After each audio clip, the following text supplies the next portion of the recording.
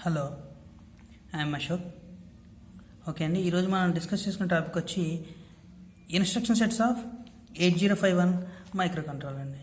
Last క్లాస్లో addressing modes తెలుసుకున్నాం. అసలు అడ్రసింగ్ ఎలా ఇవ్వాలి, ఒక చోట నుంచి చోటకి డేటా ఎలా కాపీ చేయాలో తెలుసుకున్నాం.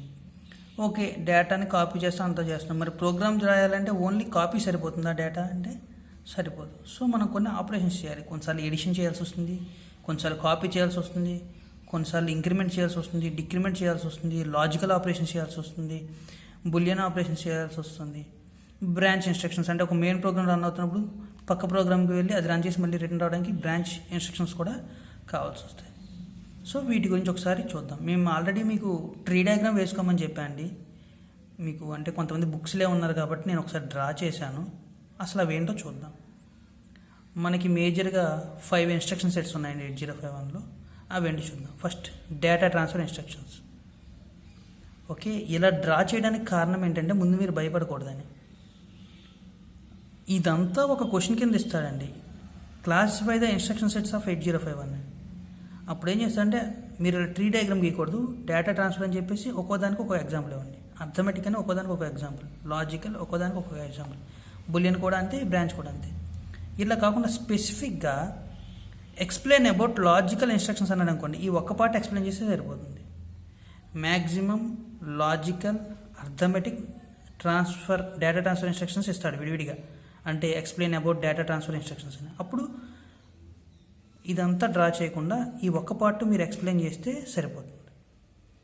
ఇది చాలాసార్లు ఇచ్చాడు డేటా ట్రాన్స్ఫర్.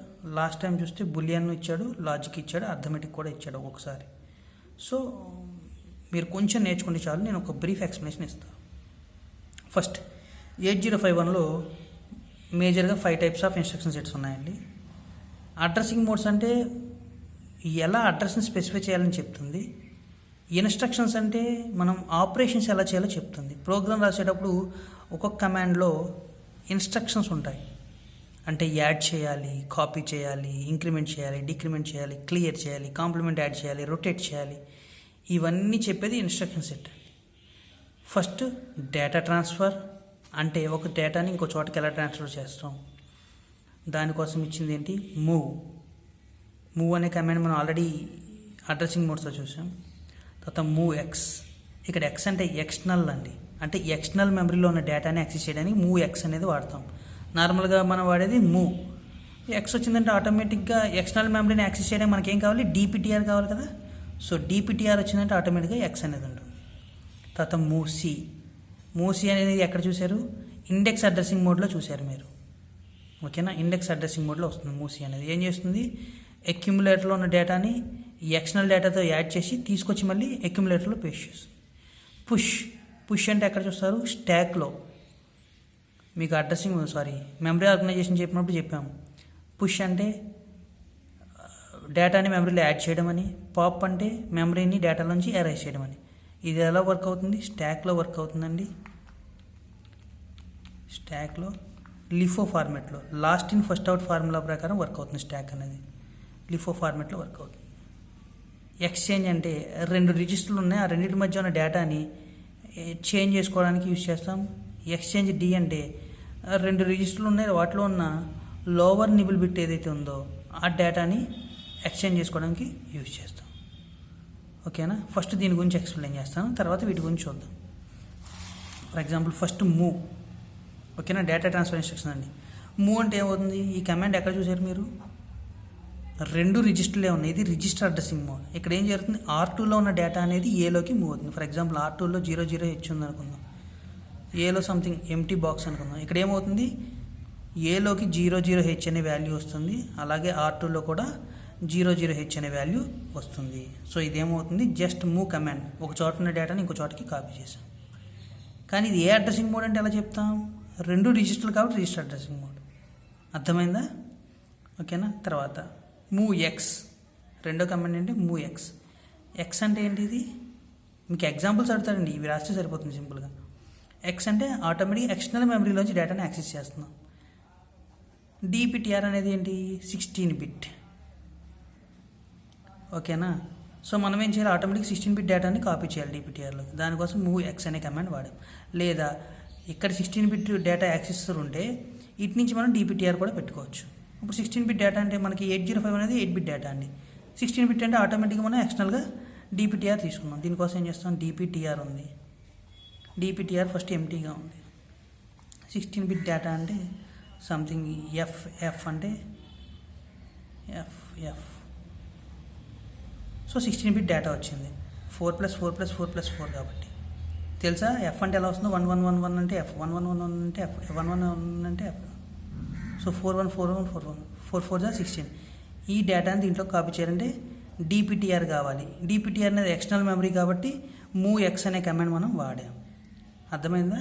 ఎక్స్ ఉందంటే ఎక్స్టర్నల్ మెమరీ, దానికి మనం DPTR వాడతాం. నెక్స్ట్ వచ్చి మూవ్ సి a+DPTR. ఇక్కడ సి అంటే కంటెంట్ అని వస్తుందండి. Okay, move the contents. Okay, move C అంటే move the contents of a+DPTR to A. ఏమవుతుందండి, a+DPTR నుంచి ఏలోకి కాపీ చేస్తాము. ఇక్కడ @ సింబల్ ఉంటుంది. ఇది ఎక్కడ చూసారు, ఇండెక్స్ అడ్రసింగ్ మోడ్ అంటాం ఇలా వస్తే. ఓకేనా, ఏమంటారండి, ఇండెక్స్ అడ్రసింగ్ మోడ్ అంటాం. ఒకసారి రాస్తాను, కమాండ్ తప్పు రాశాను చూడండి. Move C a, @a+DPTR. For example ఏలో 1 అనే డేటా ఉంది, ప్లస్ DPTRలో FE అనే డేటా ఉంది అనుకుందాం. 1 కలిస్తే ఏమవుతుంది, ఆటోమేటిక్గా ఎఫ్ 4 లెఫ్ట్లు వస్తాయి కదండి. ఇక్కడ చూడండి, move the contents of a+DPTR to A. a+DPTR చేస్తే మనకు వచ్చింది ఎఫ్ అనే అడ్రస్ లొకేషన్ వచ్చింది. ఇది లొకేషన్ అనుకుందాం. ఈ లొకేషన్లో సమ్ డేటా ఉంటుంది. ఈ డేటాని ఏం చేయాలి, ఏలోకి కాపీ చేయాలి. ఇండెక్స్ అడ్రసింగ్ మోడ్ ఇదే కదా. సో దీనికోసం మూవ్ సి అనే అంటాం. మూవ్ సి అంటే మూవ్ ద కంటెంట్స్. కంటెంట్స్ అంటే a+DPTR అనేది ఒక లొకేషన్ అయితే ఆ లొకేషన్లో ఒక డేటా ఉంది. ఆ డేటాలో ఉన్న కంటెంట్స్ని ఏలోకి కాపీ చేయమని చెప్తుంది. మూవ్ సి అంటే కాపీ అనుకుంటారు కాదండి. మూవ్ అంటేనే ఒక చోట నుంచి ఇంకో చోట డేటా ట్రాన్స్ఫర్ చేయడం. సో మూవ్ కాపీ కాదు, ఇది మూవ్ కంటెంట్స్. ఎక్కడి నుంచి, a+DPTR నుంచి ఎక్కడికి, ఏలోకి పంపించాలి. ఓకేనా. మూవ్ ఎక్స్ అంటే DPTR అనేది ఎక్స్టర్నల్ మెమరీ కాబట్టి ఎక్స్ అనే కమాండ్ వాడాం. 16-bit డేటా యాక్సెస్ చేసుకోవడం మూవ్ ఎక్స్ అనేది వాడతాం. మూవ్ అంటే ఒక లొకేషన్లో ఉన్న 8-bit డేటాని ఇంకో లొకేషన్లోకి యాక్సెస్ చేస్తాం. నెక్స్ట్ పుష్ అండ్ పాప్ అండి. వీటి గురించి మిమ్మల్ని సపరేట్గా కూడా అడుగుతాడు. స్టాక్ గురించి అడిగినప్పుడు స్టాక్ పాయింటర్ ఎక్కడ వస్తుంది, స్పెషల్ పర్పస్ లిస్ట్లో వస్తుంది. అసలు స్టాక్ అంటే ఏం చెప్పుకున్నాం, collection of memory locations is called stock. ఇది ఒక ర్యామ్ అనుకుందాం. ర్యామ్లో కొన్ని మెమరీ లొకేషన్స్ ఉన్నాయి. ఎప్పుడైతే నేను పుష్ అని కమాండ్ ఇచ్చానో 0F0 అని ఇచ్చాను, ఇక్కడికి 0F0 వస్తుంది. స్టాక్ ఏం చూపించాలి, పై పాయింట్ చూపించాలి. ఎందుకు, ఇక్కడికి నెక్స్ట్ డేటా వస్తుంది కాబట్టి. పుష్ ఈ కమాండ్ ఇచ్చాను. నెక్స్ట్ నేను పుష్ అని చెప్పి FF ఇచ్చాను అనుకోండి, అప్పుడు ఇక్కడికి వస్తుంది FF అనేది. నేను ఫస్ట్ ఇప్పుడు ఏం తీయగలను, పాప్ అంటే రిమూవ్ చేయడం. పాప్ FF అనగానే FF అనేది బయటకు వచ్చేస్తుంది. పాప్ 0F0 అంటే 0F0 అనేది బయటకు వస్తుంది. సో పుష్ పాప్ ఇన్స్ట్రక్షన్స్ ఏంటండి, మెమరీలో ఆర్ స్టాక్లో డేటాని యాడ్ చేయడానికి పుష్ వాడతాం, తీయడానికి పాప్ వాడతాం. సో డేటా అనేది మూవ్ అవుతుంది కదా, ఇన్ అవుతుంది, అవుట్ అవుతుంది. ఇక్కడ చూడండి, డేటా అనేది ఎక్స్టర్నల్ మెమరీకి వెళ్తుంది, వస్తుంది. డేటాలో ఉన్న కంటెంట్స్, మూవ్ సి అంటే డేటాలో ఉన్న కంటెంట్స్ అనేది ఒక చోట నుంచి ఇంకో చోటకి మూవ్ అవుతున్నాయి, కాపీ అవుతున్నాయి. ఓకేనా, షేర్ అవుతున్నాయి. ఇక్కడ కూడా చూడండి, 2 రిజిస్టర్ మధ్య డేటా అనేది ట్రాన్స్ఫర్ అవుతుంది. ఓకేనా. సో ఇవన్నీ ఏమన్నా డేటా ట్రాన్స్ఫర్ ఇన్స్ట్రక్షన్స్. నెక్స్ట్ చూడండి, ఎక్స్చేంజ్ డేటా బిట్వీన్. XCH అంటే ఎక్స్చేంజ్ అని అర్థం అండి. ఎక్స్చేంజ్ ఎలా చేయాలి, ఆర్కి ఏఎన్కి మధ్య ఉన్న డేటా అంటే 2 రిజిస్టర్ల మధ్య డేటాని ఎక్స్చేంజ్ చేసుకోవాలి. ఇప్పటిదాకా ఏం చేసాం, R2లో ఉన్న డేటాని కాపీ చేసుకున్నాం ఏలోకి కూడా.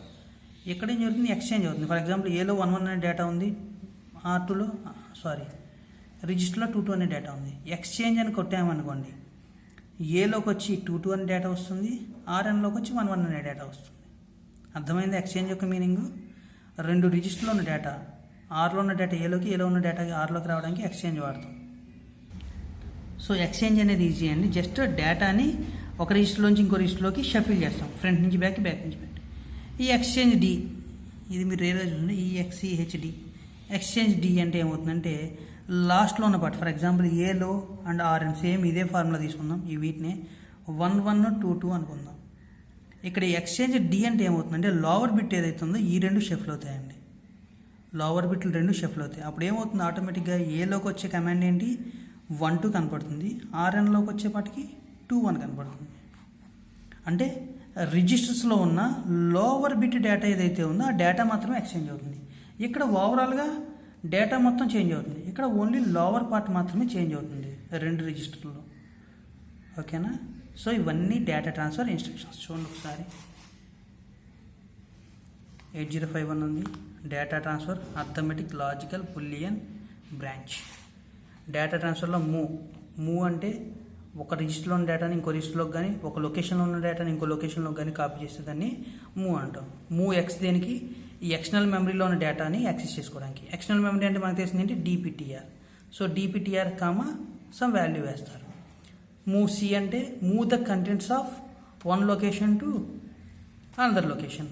చూడండి, మూవ్ సి ఏ కామా @a+dptr. a+dptrలో ఉన్న డేటాని ఏలోకి మూవ్ చేస్తున్నాం, దానికి మూవ్ సి అనే వాడతాం. మూవ్ సి అంటే కాపీ కాదు, move contents. Push and pop స్టాక్లో వాడతాం, అంటే మెమరీలోకి సడన్గా ఒక డేటాని ఇన్సర్ట్ చేసినా, డేటాని రిమూవ్ చేసినా దానికి పుష్ అండ్ పాప్ వాడతాం. తర్వాత ఎక్స్చేంజ్ అంటే రెండు రిజిస్టర్లను యూజ్ చేసుకుని రెండు రిజిస్టర్లో ఉన్న డేటాని షఫిల్ చేసుకుంటే, ఇదిగోండి 1122 అనే డేటాని ఎక్స్చేంజ్ అని కొట్టగానే 2211 అయింది. దీన్ని ఎక్స్చేంజ్ చేసుకోవడానికి వాడతాం. ఎక్స్చేంజ్ డి అంటే ఏమవుతుందంటే లోవర్ పార్ట్లో ఉన్న డేటా 1122 ఉన్నాయి, లోవర్ పార్ట్ డేటా ఏమవుతుంది 1 ఇక్కడికి వెళ్తుంది, 2 ఇక్కడికి వస్తుంది, 1221 అయింది. సో లోవర్ పార్ట్లో ఉన్న డేటాని యాక్సెస్ చేసుకోవడానికి ఎక్స్చేంజ్ డి అని పెడతాం. దీనివల్ల లోవర్ పార్ట్లో ఉన్న డేటా అనేది చేంజ్ అవుతుంది. సో మీకు ఓన్లీ డేటా ట్రాన్స్ఫర్ ఇస్తే ఇవి రాసి ఒక్కొక్క ఎగ్జాంపుల్ మీరు ఓన్గా రాసుకుంటే సరిపోతుందండి. సో మీరు ఇంకొంచెం నీట్గా రాసుకుంటే సరిపోతుంది. అర్థమెటిక్ ఆపరేషన్ వీటి గురించి చూద్దాం. సేమ్ యాడ్ అని ఉందండి, యాడ్ కమాండ్ పక్కన యాడ్ ఏ కామా R0 అని పెట్టాం అనుకోండి. R0లో ఉన్న డేటాని ఏతో యాడ్ చేసి మళ్ళీ ఏలో స్టోర్ చేస్తుంది. యాడ్ క్యారీ అంటే ఇన్ కేస్ క్యారీ వస్తే క్యారీ కూడా యాడ్ అవుతుంది. సబ్ట్రాక్ట్ అంటే సబ్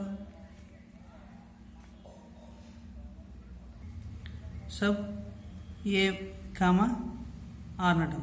R0లో ఉన్న డేటాని ఇన్ కేస్ క్యారీ వస్తే క్యారీతో పాటు ఏతో సబ్ట్రాక్ట్ చేయమని చెప్పి మీనింగ్. ఏ కామా బి అంటే మల్టిప్లై ఏ ఇంటూ బి చేసి వాల్యూ ఎక్కడ స్టోర్ అవుతుంది, ఆటోమేటిక్గా ఏలోనే స్టోర్ అవుతుంది. ఇంకా ఎక్సెస్ డేటా వస్తే అది బీలో స్టోర్ అవుతుంది. డివిజన్ అయితే div A comma B. In case ఏదైనా వాల్యూని ఇంక్రిమెంట్ చేద్దాం అనుకున్నాం, ప్రోగ్రామ్ రాసేటప్పుడు ఇక్కడ కంటిన్యూషన్గా ఇంక్రీజ్ చేస్తాం కదా ఎక్కడ చోట. ఫర్ ఎగ్జాంపుల్ ఏలో సమ్ వాల్యూ ఉంది, దాన్ని ఇంక్రిమెంట్ చేయాలి. ఇంక్రిమెంట్ ఏ, దానికోసం యూజ్ చేసే కమాండ్ ఏంటి, INC A. In case B కాలితే బి, R0 కాలితే R0. డిక్రిమెంట్ చేయాలనుకోండి డిక్రిమెంట్ ఏ. సో కమాండ్స్ ఎలా ఉంటాయి, వీటిని ఏమంటే అర్థమెటిక్. అర్థమెటిక్ అంటే ఏమవుతుందండి, యాడ్ చేయడం, ఎడిషన్లో క్యారీ వస్తే క్యారీతో పాటు యాడ్ చేయడం, subtract, multiplication, division, increment, decrement ఇవన్నీ అర్థమెటిక్లోకి వస్తాయి. సో ఇవి మీరు జనరల్గా చూసినవి, ఇవన్నీ ఐడియా రావడానికి కాబట్టి ఇన్డెప్త్ కావట్లేదు. నెక్స్ట్ లాజికల్ ఇన్స్ట్రక్షన్స్ అండి.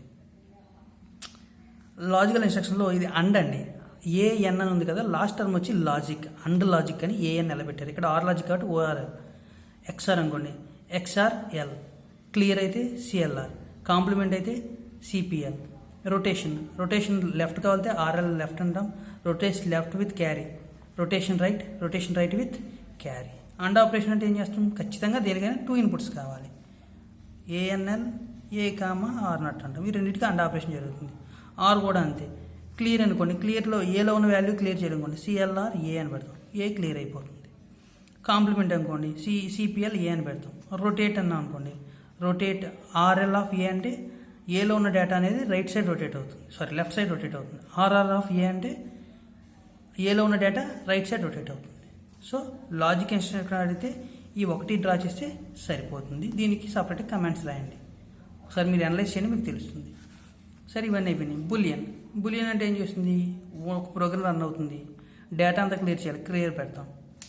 సెట్ అంటే ఏమవుతుంది, కొన్నిసార్లు ప్రోగ్రామ్ రాసినప్పుడు సెట్ అని పెట్టినప్పుడు ప్రోగ్రామ్ మారుతూ ఉంటుంది. అంటే రీసెట్ అంటాం, సెట్ అంటాం, గుర్తుంది కదా. ఇక్కడ క్లియర్ అంటే రీసెట్, సెట్ అంటే ఉన్నదని, అంటే జీరోలో ఉన్న వాల్యూ 1 అవుతుంది. ఇక్కడ 0 ఉందనుకోండి, ఫర్ ఎగ్జాంపుల్ సెట్ ఏ అన్నాం అనుకోండి, ఏలో ఉన్న వాల్యూ 0 అనుకుందాం. సెట్ ఏ అని పెట్టగానే ఏలో ఉన్న వాల్యూ 1 అయిపోతుంది. 1 అవ్వగానే ప్రోగ్రామ్ స్టార్ట్ అవ్వడం ఏదో ఒకటి జరుగుతుంది. తర్వాత సిపిఎల్ అంటే complement, and logic, or logic, move, jump instructions.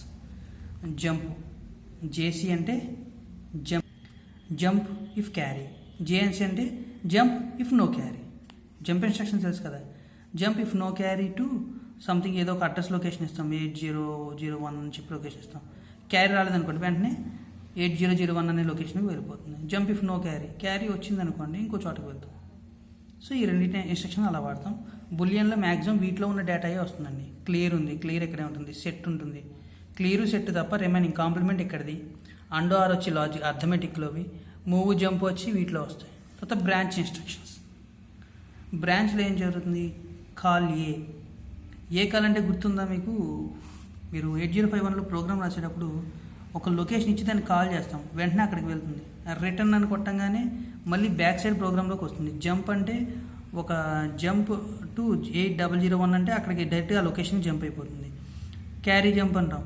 తర్వాత నో ఆపరేషన్, ఎన్ఓపి అంటే నో ఆపరేషన్, ఇది ఎండ్లో రాస్తాను, లాస్ట్లో రాస్తాను, నో ఆపరేషన్. ఇక్కడతో ప్రోగ్రామ్ ఎండ్ అయిపోతుంది. ఏ కాల్ అంటే స్పెసిఫిక్ ఇన్స్ట్రక్షన్ మనం కాల్ చేస్తాం. అంటే సబ్ ప్రోగ్రామ్ రాసినప్పుడు ఒక మెయిన్ ప్రోగ్రామ్ రన్ అవుతూ ఉంటుంది, ఇలా ఇక్కడ ఒక నేమ్ ఇస్తాం. ఇక్కడ ఏ కాల్ అని చెప్పి పెట్టంగానే ఇక్కడికి వెళ్ళిపోతుంది ప్రోగ్రామ్. సో ఇలా రొటేషన్ అవుతూ ఉంటుంది. దీన్ని టర్మినేట్ చేయాలంటే నో ఆపరేషన్ అని కానీ ఆర్ జంప్ ఇన్స్ట్రక్షన్స్ కానీ ఏదో యూజ్ చేసి వేరే పర్సన్లోకి వెళ్తాం. ఓకేనా, ఒకసారి చూడండి. ఇన్స్ట్రక్షన్ సెట్స్ ఉన్నాయి 8051లో. 5 టైప్స్ ఉన్నాయి. Data transfer, arithmetic, logic, boolean, branch. యాక్చువల్గా ఇదంతా కలిపి ఒక క్వశ్చన్ కింద ఇస్తాడు, లేదా ఓన్లీ డేటా ట్రాన్స్ఫర్ గురించి అడుగుతాడు, only arithmetic, logic, boolean, branch గురించి అడుగుతాడు. మినిమం మీకు పేర్లు తెలియాలి. డేటా ట్రాన్స్ఫర్ మేజర్గా అడిగేదండి. మూవ్ అంటే ఏమవుతుంది, ఒక చోట నుంచి ఒక డేటా కాపీ అవుతుంది. మూవ్ ఎక్స్ అంటే ఏమవుతుంది, ఎక్స్టర్నల్ మెమరీలో ఉన్న డేటాను కాపీ చేస్తుంది. మూవ్ సి అంటే ఒక లొకేషన్లో ఉన్న కంటెంట్స్ని ఇంకో లొకేషన్లో ఉన్న కంటెంట్స్కి కాపీ చేస్తాం. పుష్ అంటే డేటాని యాడ్ చేస్తాం, పాప్ అంటే డేటాని రిమూవ్ చేస్తాం. ఇది ఎక్కడ ఉంటుంది, స్టాక్లో రన్ అవుతుంది. స్టాక్లో ఏ ప్రోగ్రామ్ రన్ అవుతుంది, LIFO, last in first out. Exchange అవుతుంది, అంటే 2 రిజిస్టర్ల మధ్య డేటా ఎక్స్చేంజ్ అవుతుంది. ఎక్స్చేంజ్ డి అంటే 2 రిజిస్టర్లో ఉన్న లోవర్ డేటా అనేది చేంజ్ అవుతుంది. సింపుల్, ఒక్కొక్క ఎగ్జాంపుల్స్ ఇచ్చి రాస్తే సరిపోతుందండి. తర్వాత అర్థమెటిక్ అంటే మనకు తెలిసింది and, or, subtraction, multiplication, division, increment, decrement. So arithmetic చాలా ఈజీగా ఉంటుంది. తర్వాత లాజికల్లో మనకు తెలిసింది ఏంటి, అండ్ ఆపరేషన్, ఆర్ ఆపరేషన్, తర్వాత ఎక్స్ఆర్, క్లియర్, కాంప్లిమెంట్, రొటేట్ అంటే left rotator, right rotator. In case rotate అయితే క్యారీతో రొటేట్ అవ్వాలి, నాన్ క్యారీతో రొటేట్ అవ్వాలి. ఆర్ఆర్ ఏ అని పెట్టామనుకోండి, ఫర్ ఎగ్జాంపుల్ ఏలో ఒక డేటా ఉంది, ఏలో 1111 అనే డేటా ఉంది, రొటేట్ రైట్ అన్నాం. రైట్ అంటే ఏమవుతుంది, ఇటు తిరుగుతుంది. సో అన్ని 1s ఉన్నాయి కాబట్టి తెలియదు కాబట్టి 0 పెడదాం ఫస్ట్. రొటేట్ రైట్ చేసినప్పుడు ఏమవుతుంది, 0111 కింద వస్తుంది కదా, అంతే కదా, ఇలా రొటేట్ అవుతున్నాయి. సో ఇలా అంట. ఇన్ కేసు క్యారీ వచ్చింది, క్యారీ వచ్చినప్పుడు రొటేట్ అవ్వాలనుకోండి, ఫస్ట్ ఇక్కడికి వస్తుంది 111 0 ఇక్కడికి వస్తుంది, అంతే కదా. చూడండి, డేటా ఇక్కడ 1 ఇక్కడికి వచ్చింది అనుకుందాం, ఇక్కడ 4 1s వచ్చి ఇక్కడ 0 వస్తుంది. సో డేటా ఇలా వస్తుంది, ఆర్ఆర్సీ అంటే. నెక్స్ట్ బులియన్ అంటే ఏమొస్తుంది, క్లియర్ చేయడం, సెట్ చేయడం, కాంప్లిమెంట్ వస్తే ఏం చేయాలి, జంప్, మూవ్, అన్ని ఇన్స్ట్రక్షన్స్ బులియన్లో ఉంటాయి. బ్రాంచ్ ఇన్స్ట్రక్షన్స్ అంటే ఇన్ కేస్ ఒక మెయిన్ ప్రోగ్రామ్ రన్ అవుతున్నప్పుడు సబ్ ప్రోగ్రామ్ కాల్ చేయాలంటే ఏ కాల్ అని చెప్పి మళ్ళీ రిటర్న్ వెళ్తాం. సో దీనికి ఇది వాడతాం. రిటర్న్ ఇన్ కేస్ మళ్ళీ బ్యాక్కి రావాలి మెయిన్ ప్రోగ్రామ్కి, అప్పుడు ఏం చేస్తాం, ఇక్కడ దాకా రాగానే ప్రోగ్రామ్ రిటర్న్ టు ఇక్కడ ఇంకో సబ్ ప్రోగ్రామ్ టైటిల్ పెట్టుకుని దీంట్లోకి వెళ్ళిపోతాం. జంప్, ఒక చోట నుంచి ఇంకో చోటకి జంప్, క్యారీ వస్తే జంప్ అవ్వాలా, నో క్యారీ వస్తే జంప్ అవ్వాలా మనం డిసైడ్ చేసుకుంటాం వీటిని యూజ్ చేసి, లొకేషన్ ఇచ్చి. ఎన్ఓపి అంటే నో ఆపరేషన్ అంటాం. ఓకేనా, ఇది సింపుల్గా ఇన్స్ట్రక్షన్ సెట్ అండి. మీరు ఈ కమాండ్స్ గుర్తుపెట్టుకోండి, మీరు ఓన్గా కూడా రాసుకోవచ్చు, ఇలాగే రాయాలని లేదు. జస్ట్ క్విక్ వ్యూ కాబట్టి ఇలా తీసేసాను. ఓకేనా, thank you. I'm Ashok, signing off.